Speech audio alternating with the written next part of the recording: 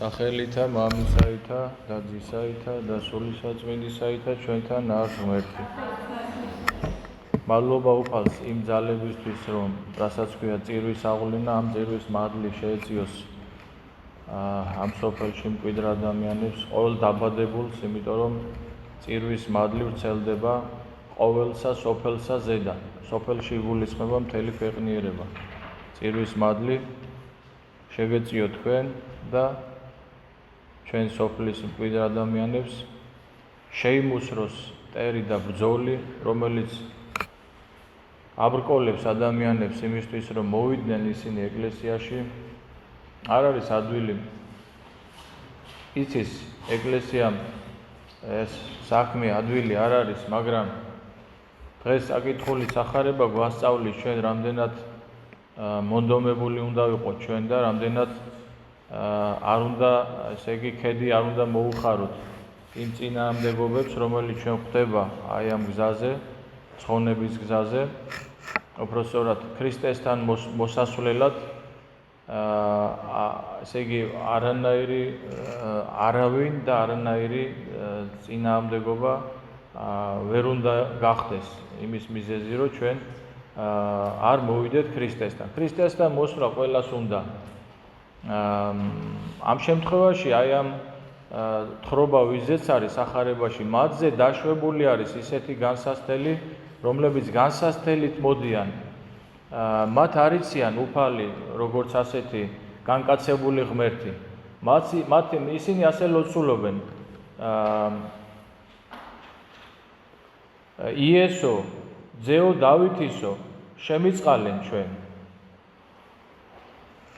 ესე იგი, ამის წინ სახარებაში მოთხრობილი არის, უფალი ასწავლის მათ ერთ-ერთ სათნოების შესახებ, თამდაბლობის შესახებ. მათ მოციქულებს ჰქონდათ ამბიცია, მათ შორის რომელიმე მოციქულებს, რომ ესე იგი, ისინი უფრო უპირატესები იყვნენ და ვიღაცა პირველი იქნებოდა უფლის სასუფეველში და ვიღაცა შემდგომი. უფალმა განუმარტა მათ, რომ ვისაც უნდაო თქვენ შორის წინ რომ იყოსო, იყოს ყოველთა მონაო.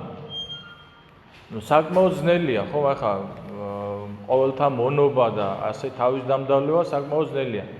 და ამის შემდეგ არის ეს თხრობა, რომ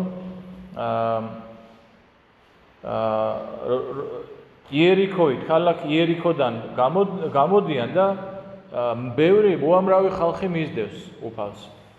და ორი ბრმა, რომლებიც ისხდნენ გზაზე, როდესაც გაიგეს, რომ იესო მოდისო, ხმოვდეს და იტყოდეს, ხმოვდეს, ანუ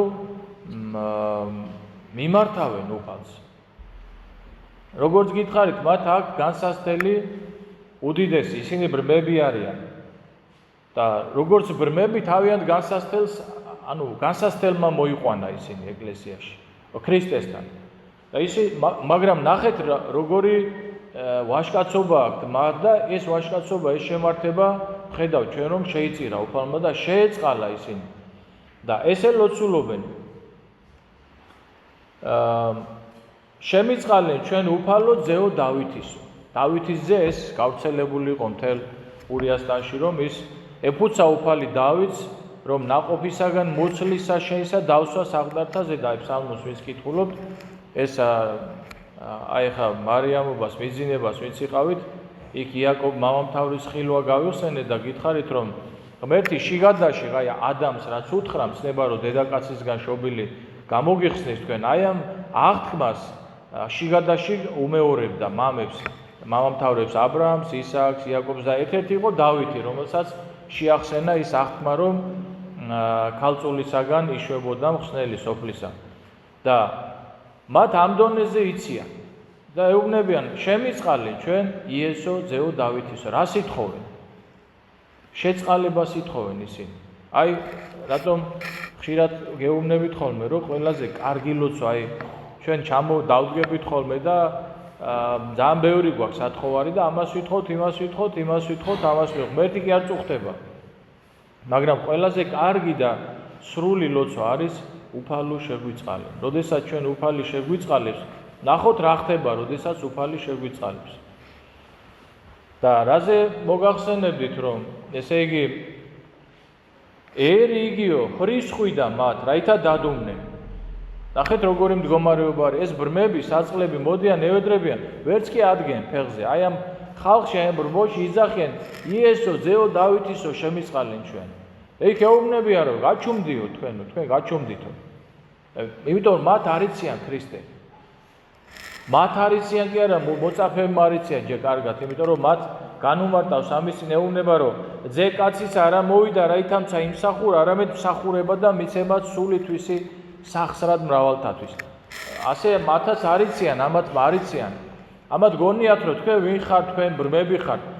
ესეთი ძალიან არაჯანსაღი და არა სწორი აღქმა იყო ხოლმე. აი მაგალითად ებრაელებში, მაგალითად იოაკიმე და ანა, ზაქარია და ელისაბედი შვილი რო არ ყავდათ, მათ არ თვლიდნენ ადამიანებად. ხო და აი ბრმების რაღაცა, აი რაღაცა როგორც დაჟილები და როგორც უბედური ადამიანები და გაჩერდითო თქვენ ეუბნებიან. მაგრამ ისინი არ ჩერდებიან. ხოლო იგინი უფრო ის ღაღადებდეს. წეღანე რა ეწერა სიტყვები გახსოვთ რომ ხმობდეს და იტყოდეს და ღაღადება უკვე ყვირილი არის, ხმის ამაღლება არის. წეღან ხმობდეს, ანუ უხმობენ უფალს და ამბობენ, მაგრამ ეხა უკვე მიუხედავად იმისა, რომ ესე ბოროტად ექცევიან ქრისტესთან გზაზე ამხელა წინააღმდეგობა აქვთ მათ, რომ მთელი ბრბო ეუბნება, რომ გაჩუმდი თქვენ, აჩუმებენ, ვიღაცამ შეიძლება პირზე მიაფარა ხელი, მაგრამ ამათმა ყვირილი დაიწყეს. და იგივეს იმეორებენ, იესო, ძეო დავითისო, შემიწყალენ ჩვენ. და გაჩერდა უფალი და მოუწოდა მათ და რქვა, რა იგნებავს და გიყო თქვენ? აი, ამდენი ხალხია, უამრავი ხალხია, ყველას რაღაცა აქვს, უნდა იქ რაღაცა სათხოვარია და პირველ რიგში უფალი მათ მოუწოდებს და ეუბნება, რატომ? იმიტომ რომ მათ გაარღვიეს ის წინააღმდეგობა, რომელიც თითოეულ ჩვენთაგანს და ახლა ვინც არ არიან ეკლესიაში მოსული, ძალიან მარტივად რო ვთქვათ. რა წინააღმდეგობითაც შეიპყრო ისინი ეშმაკმა და შებოჭა და დაიჭირა, რომ წირვაზე არ წამოსულიყვნენ, მათ გაარღვიეს ეს წინააღმდეგობა. და რის გამოც გახდნენ ისინი ღირსები იმისა, რომ შეეწყალეს იგინი იესოს. შეეწყალა ისინი, აი შეეწყალა რას გეუბნებოდი, ნახეთ, შეეწყალა ისინი უფალს და შეახო თვალთამათა და მეხსეულად აღეხილნეს და შეუდგეს მას. როგორც ჩანს, ხორციელ თვალთან ახელასთან ერთად მათ სულიერი თვალიც აღეხილათ. რა თქმა უნდა, მიხვდნენ ისინი, რომ ვინ იყო, ვინ იდგა მას წინაშე, ბრმის თვალის ახელვა არანაირ მეცნიერებას არ შეუძლია. და მით უმეტეს თუ შობიდან ბრმა არის იგი. და დაინახეს მათ, რომ მათ წინაშე იდგა ყოვლადძლიერი ღმერთი და აღიხილნეს და შეუდგეს მას. ანუ ისინი დაემოწაფნენ უფალს და ამის შემდგომ ისინი არც მოშორებიან და არც მოშორდებოდნენ უფალს. ეხა რატომ ადამა ის ბრმები არის დათქვამი ამ სახარებაში და რა დაუშვათ სხვა არა. რა განმარტება აქვს ამას? ეს ბრმები ვარ ჩვენ. რა შემთხვევაში რომ ჩვენ ვერ ვხედავთ ქრისტეს. მაგრამ საკმარისია რომ შენ მიმართო უფალს და უთხრა რომ იესო შემიწყალე მე. ხო? და მოვა უფალი შენთან და შენს გეტყვის. რა იგნებავს და გიყო შენ და მე უკვე თქვენ შეგიძლიათ, ჩვენ შეგვიძლია რომ მთავარია უფალმა გაიგონოს ეს ჩვენი ხმა რომ და გაიგონოს ეს ჩვენი მონდომება რომ მიუხედავად იმისა რომ ესე გვამცირებენ თუნდაც ესე გვამდაბლებენ ჩვენ მაინც ვიძახით რომ იესო ძეო დავითისო შემიწყალენ ჩვენ. ჩვენ ვართ როგორც გითხარით ეს ბრმები და ჩვენ გვჭირდება თვალის ახელვა, იმიტომ რომ ქრისტე მიმოვალს ჩვენ შორის, ჩვენ მას ვერ ვხედავთ.